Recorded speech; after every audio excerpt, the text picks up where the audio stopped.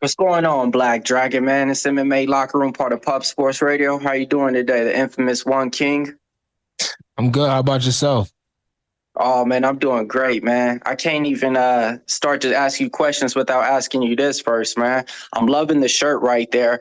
What does Malcolm X mean to you, man? Because for me, he stands for everything for over me, man. I stand by it by any means necessary. So what does Malcolm X mean to you?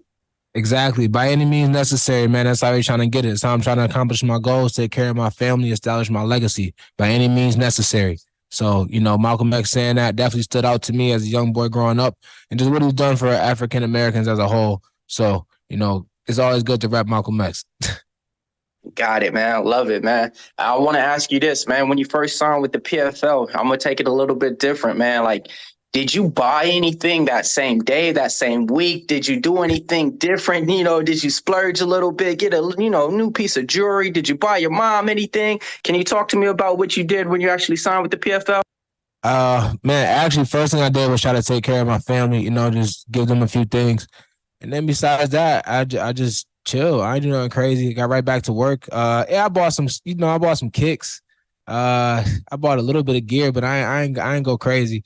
I'm being smart with my money, man. I want to buy some apartment buildings, buy some houses, get into real estate. So I ain't gonna blow it.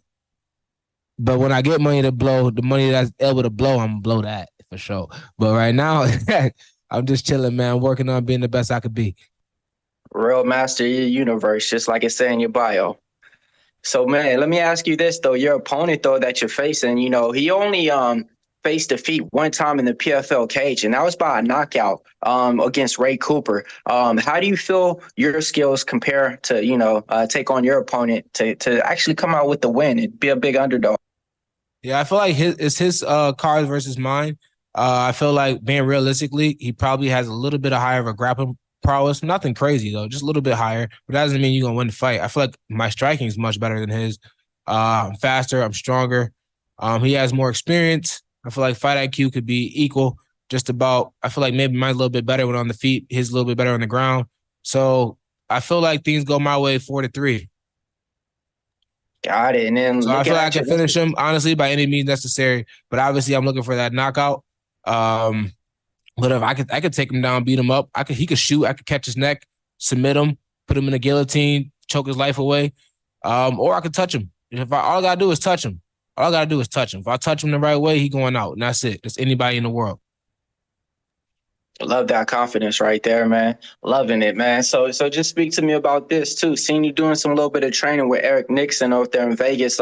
Looking at those pictures though, it looks like he was going into depth and deep about some training on there. It looks like he was holding up your guard and stuff. Did he teach you or show you anything recently that kind of like spread a light bulb in there? Because looking at the pictures, it seemed like you guys were clicking.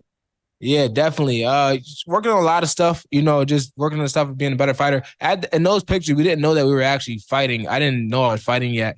I was just training just because I train every day. It's the life I live. I'm trying to be the best in the world. So you got to live the lifestyle. So I'm training and we just working on different things. But in those pictures, we was working on manipulating the guard and, pretty much cutting guys off, which is probably what I'm going to end up doing to this guy. I find a W. So just doing what we do.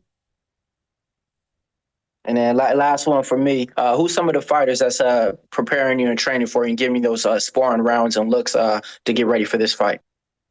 Man, I took the fight on 12 days notice, but the sparring partners, guys at Extreme Couture, we have a crazy roster of guys, Bellator, UFC, and PFL as well. Not to mention one, like a lot of other promotions. So guys from all types of promotions were helping me out. I don't want to say names, then I'll forget a lot of names. But I just been working with everybody I possibly can. I mean, from weight to 145 to 185, sometimes 205. Weight, just getting better. The weight don't really become a thing in training unless we're like really banging. But we're being smart. We're professional. So everybody at Extreme Couture, everybody even in New York, and even when I'm in Tiger Showman's, everybody around just been helping me get better. All right, good luck, man. Nice talking to you. Can't wait to see you fight this Wednesday.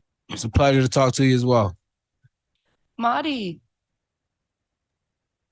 Hey Solomon, this is Madi from Wisdas Media. Hey, what's up, Marty? How you doing, my brother? I'm good. First question from me is, when you got the call to fill in for this matchup, where were you and what were your immediate thoughts? I was actually in the gym. I was getting ready to jump rope. My immediate thoughts was, damn, man, one of these guys pulled out. I can't believe somebody would pull out for $1 million. That's probably a bitch move.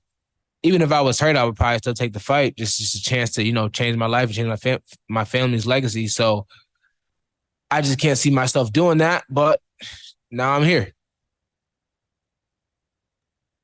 Yeah, I mean, it just seems like every time you get that shot, you're taking it. Given your first matchup, you filled in on short notice. This is about a week after you got signed.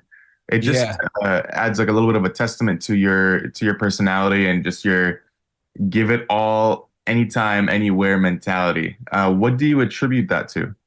My whole life, man, I talk the talk and walk to walk. My grandfather always told me everything you're gonna do it like a gangster. So that's what I'm doing. I'm doing it like a gangster. I believe in myself and I believe in my skills, and I'm willing to stand behind that, stand on that. Love it. Last one for me. What's the post-fight meal for this Wednesday? I'm definitely gonna get some cheesecake somewhere out here in New York. Looking forward to getting some cheesecake for sure. Awesome. Thank you so much, Solomon. Thank you. Any last questions for Solomon before we let him go? Yeah, I got one, man. I'll come back real quick. So Hey, besides you fighting on this card, who are some of the fighters that you're actually looking forward to seeing fight, to play out this PFL playoff series? Because this season been a little bit different. Some of the heavy hitters that's there, some of the big names aren't there. A lot of contenders are coming up and making the name, and, people like you and stuff like that. So who are some of the people that's coming over to the organization that you're really looking forward to either watching or either facing up and fighting again? Man, I like the featherweights that are fighting. Watching both their journeys is incredible. That's actually super dope. I can take inspiration from forgot the one guy's name, but he beat Brendan Loughney and he just beat Bubba Jenkins as well. I can take inspiration from that. I can see myself doing something very, very similar. So I love watching him fight and I look forward to watching him perform. Obviously also Shane Burgos. He's fighting Clay Collar. I look forward to that fight as well. Shane's like a big brother to me. And man, I hope he goes out there and does his thing. I really wish him the best.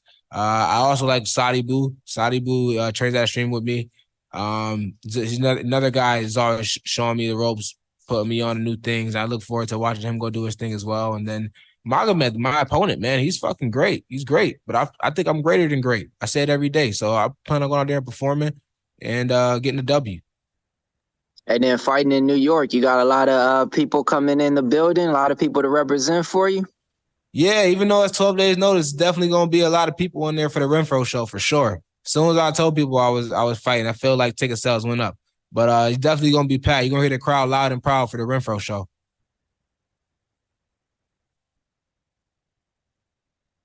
all right. Thank you so much, Solomon. Appreciate your time today. Thank you.